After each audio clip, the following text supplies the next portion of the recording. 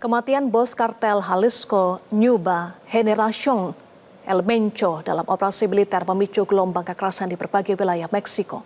250 jalan diblokade, sejumlah fasilitas umum juga dibakar oleh anggota kartel yang mengamuk pasca tewasnya El Mencho.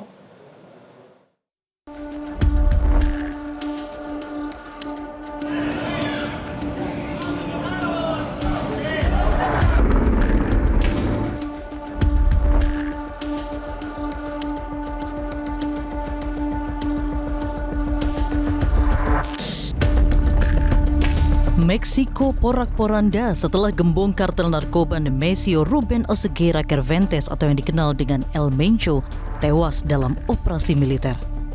Kabar kematian pemimpin kartel CJNG itu membuat kelompok bersenjata yang diduga anggota kartel mengamuk. Mereka membakar kendaraan di sejumlah negara bagian Meksiko dan memblokir banyak ruas jalan utama. Toko-toko hingga SPBU turut menjadi sasaran serangan. Pemerintah Meksiko menyebut lebih dari 250 jalan di 20 negara bagian diblokade oleh kartel. Dan sedikitnya 74 orang tewas termasuk 25 garda nasional Meksiko. En cobardes ataques después de la acción para la detención del Mencho, se registraron 27 cobardes agresiones contra la autoridad. En Jalisco se registraron 6 agresiones, donde lamentablemente perdieron la vida 25 elementos de la Guardia Nacional, un custodio y uno de la Fiscalía General del Estado. El Mencho berhasil ditangkap setelah aparat melacak kekasih yang hendak ditempuinya. El Mencho mengalami luka serius dalam baku tembak antara pengawal pribadinya dengan komando militer. El Mencho pun meninggal dunia saat dibawa dari kota Tapalpa menuju ibu kota Mexico City. Kartel narkoba CJNG yang dipimpin oleh El Mencho disebut Departemen Kehakiman Amerika Serikat sebagai salah satu kartel narkoba paling sadis di Meksiko. Dibentuk tahun 2009, kartel ini menjadi pemasok utama kokain ke Amerika Serikat serta memproduksi fentanyl dan metafetamin. Pemerintah AS bahkan menawarkan hadiah sebesar 15 juta dolar Amerika Serikat atau 252 miliar rupiah bagi siapapun yang memberikan informasi tentang El Mencho. Meski begitu, Presiden Meksiko menyebut penangkapan El Mencho sepenuhnya dilakukan oleh garda militer Meksiko dan tidak ada campur tangan Amerika Serikat. No hay participación en la operación de fuerzas de Estados Unidos. Lo que hay es mucho intercambio de información, como lo hemos dicho aquí varias veces. El entendimiento con Estados Unidos se basa fundamentalmente en intercambio de inteligencia de información. En este caso, hubo información que prestó el gobierno de los Estados Unidos, incluso ellos sacaron un comunicado, inteligencia, pero toda la operación desde su planeación es responsabilidad pues, de las fuerzas federales, en este caso de la Secretaría de la Defensa Nacional. Pemerintah Meksiko mengimbau masyarakat tetap tenang dan berlindung di tempat masing-masing. Pemerintah mengatakan situasi saat ini sudah mulai terkendali. Meski begitu, warga Meksiko tetap diliputi kekhawatiran usai tewasnya salah satu tokoh kriminal paling berpengaruh dan ditakuti di negara itu. Pemirsa, pemerintah melalui Duta Besar Republik Indonesia untuk Meksiko terus memantau kondisi warga negara Indonesia yang berada di Meksiko pasca konflik yang terjadi di sana.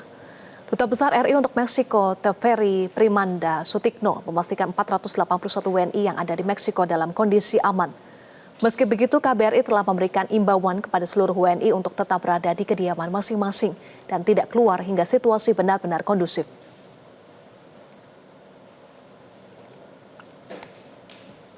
Jadi dapat kami sampaikan bahwa terdapat 481 WNI yang ada di Meksiko secara keseluruhan.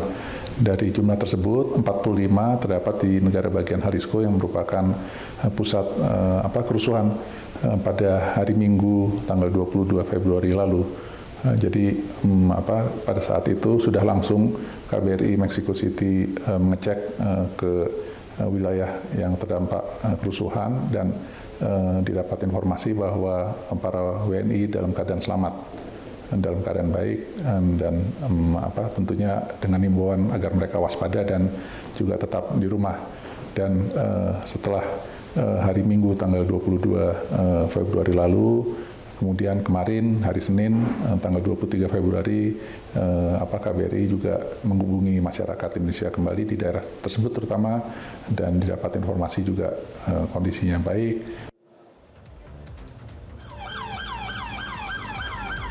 Situasi di Meksiko. Sementara itu Kementerian Luar Negeri sudah menyiapkan langkah contingency plan jika situasi kian memburuk.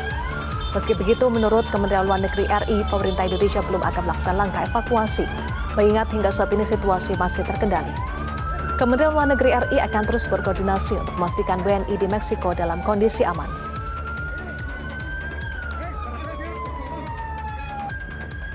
Dan ini juga merupakan salah satu poin yang disampaikan dalam himbauan kita kepada para warga kita di sana, pada WNI, untuk terus mengikuti arahan-arahan dari otoritas setempat.